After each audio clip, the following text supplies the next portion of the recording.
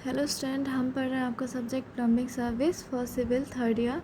Book use कर रहे हैं सार्थिक पब्लिकेशंस की और हमारा चैप्टर नंबर है 4, जल आपूर्ति प्रणाली या वाटर सप्लाई सिस्टम। इसमें हम पढ़ रहे हैं, देखिए, कि जल आपूर्ति पाइपलाइन की स्थापन लेइंग पाइप्स।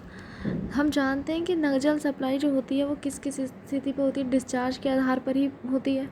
तो इनमें देखिए जो पाइप यूज़ होते हैं वो किन किन नामों से जानते हैं। एक है मेन पाइप, सेकंड है शाखा पाइप, थर्ड है गली पाइप। मेन पाइप या फीडर पाइप, इसको पोषक पाइप भी कहते हैं, फीडर पाइप भी कहते हैं। ये क्या करते हैं, भंडारण टंकी से नगर के विभिन्न क्षेत्रों तक, वितरण क्षेत्रों तक पानी पहुंचाते हैं। सभी मुख्य पाइपलाइन को आपस में भी जोड़ दिया जाता है ताकि किसी क्षेत्र की सप्लाई ठप हो जाने पर अन्य मुख्य लाइन से जल उपलब्ध हो सके। मुख्य पाइपलाइन से उपभोक्ताओं को सीधा कनेक्शन नहीं दिया जाता, इसे ट्रंक पाइपलाइन भी कहते हैं।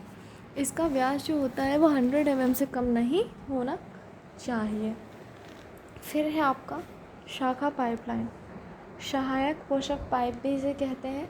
मुख्य पाइपलाइन से निकाली जाती है, ये ब्रांच पाइप कहते हैं इसको। यह पाइपलाइन आवासीय, औद्योगिक, कॉलोनी आदि उपक्षेत्रों तक सीधा पानी पहुंचाने का कार्य करती है।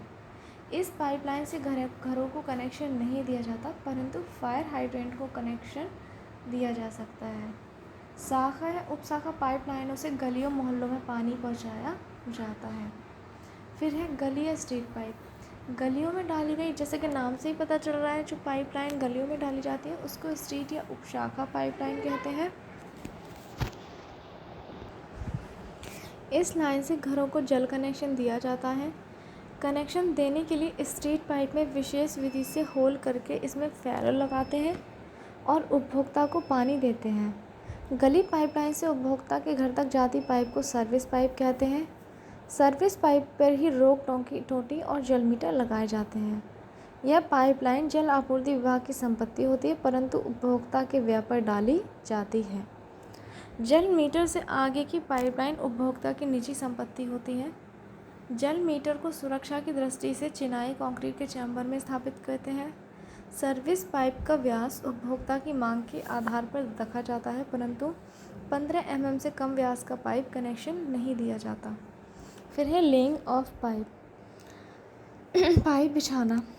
जल पाइपलाइन नगर से बाहर खुले क्षेत्रों में भूमि के ऊपर डाली जा सकती है, परंतु नगर के भीतर सड़कों गलियों में इसे भूमि के कुछ नीचे 75 से 90 सेंटीमीटर गहराई पर खुदाई करके डालना चाहिए ताकि यह यातायात के कारण क्षतिग्रस्त ना हो।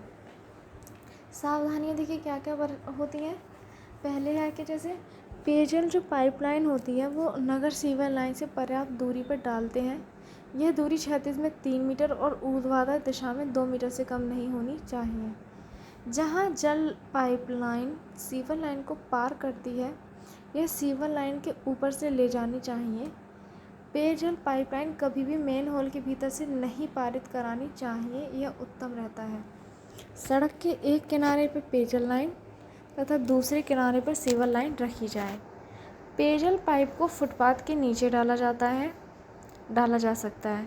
जल पाइपलाइन में प्रवाह पर नियंत्रण रखने के लिए उचित या दूरी स्थानों पर संचालन में सुरक्षित valve, sluice valve, pressure relief valve, air relief valve इत्यादि लगाने चाहिए।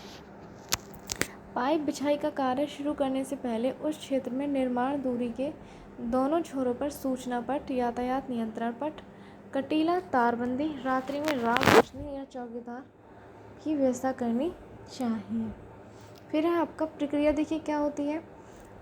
पाइपलाइन डालने से पूर्व हम जानते हैं कि पहले जो आपने सर्वेइंग किया होगा, किसी ने सर्वे, तो उसका नक्शा ले, उस पर जो डिज़ाइन हो रखा है, पाइप माई के संरेखण हो रखा है, अलाइनमेंट, अभिन्यास संबंधी बना लिए हैं एक बार। फिर मौके पर खूंटियाँ गाड़कर प्रस्तावित पाइपलाइन की केंद्र रेखा भूमि पर चिन्हित कर लेते हैं। पाइपलाइन का अलाइनमेंट भूमि पर लगाने के बाद भूमि की खुदाई करते हैं। खाई की गहराई पाइप व्यास से 90 सेंटीमीटर अधिक और चौड़ाई बाहरी व्यास से 30 से 45 सेंटीमीटर अधिक रखी जाती है।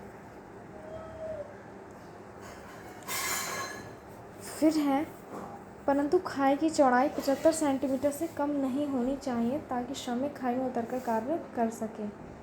खोदी गई मिट्टी को खाई के किनारे से 1.5 मीटर की दूरी पर फेंकना चाहिए ताकि ये श्रमिकों के पाँव या आंधी पानी से बहकर पुनः खाई को ना पाट दे। जब खाई की गहराई अधिक है तब इसकी टिम्बरिंग करनी चाहिए, जिसे हम कहते हैं तख्ताबंदी।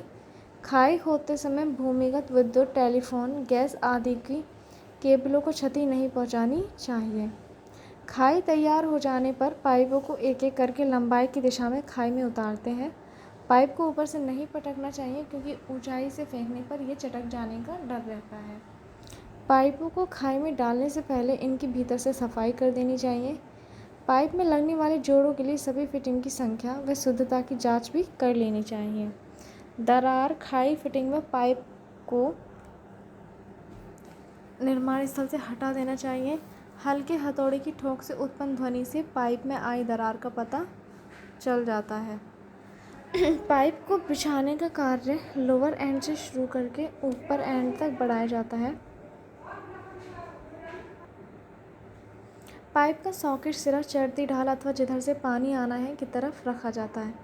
Socket and will face uphill. पाइपों को एक से एक लंबाई की दिशा में रखते हुए जोड़ा जाता है। पाइपों को खाई में उतारना तथा जोड़ लगाना दोनों कार्य साथ साथ किए जाते हैं। पाइपलाइन के मोड़ों पर, व्यास परिवर्तन पर, शाखाओं के संगम पर इसके नीचे कंक्रीट के ब्लॉक या एंकर ब्लॉक, जिन्हें हम हिंदी में कहते हैं प्रणोद ब्लॉक, देने चाहिए। क्यों? क्योंकि इन बिंदुओं पर जलीय प्रणोद जो होते हैं वो क्या होता है, हाइड्रोलिक थ्रस्ट जिसे कहते हैं जलीय प्रणोद से पाइपलाइन सुरक्षित रहती है। जब पाइपलाइन किसी नाले या खाई के पार ले जानी हो तो इसको उचित दूरी पर कंक्रीट या चिनाई करके पायर्स पर टिकाना चाहिए और रिंग गार्डर लगाकर पाइप को पाया के शीर्ष पर स्थिर कर देना चाहिए ताकि जल दाब पर पाइपलाइन इधर उधर ना खिसक जाए। पाइपलाइन डालने तथा इसके जोड़ लगाने के बाद इससे रिशन ज्ञात करने के लिए जलीय दाब परीक्षण किया जाता है। उचित लंबाई की पाइपलाइन के दोनों सिरों मुंह को अस्थायी तौर पर बंद करके यह परीक्षण किया जाता है।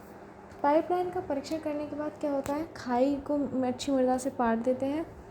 एक बारी में 15 से 20 सेंटीमीटर मृदा की परत डालकर और पानी छिड़ककर भराव की हल्की कुटाई की जाती है और भूमि या सड़क का सामान्य तल पुनः प्राप्त किया जाता है।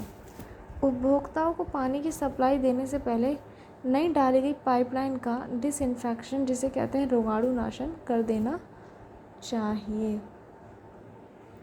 फिर आता है आपका जल आपूर्ति अनुरक्षण, maintenance of water supply, wastage of water, जिसे कहते हैं जल का क्षय।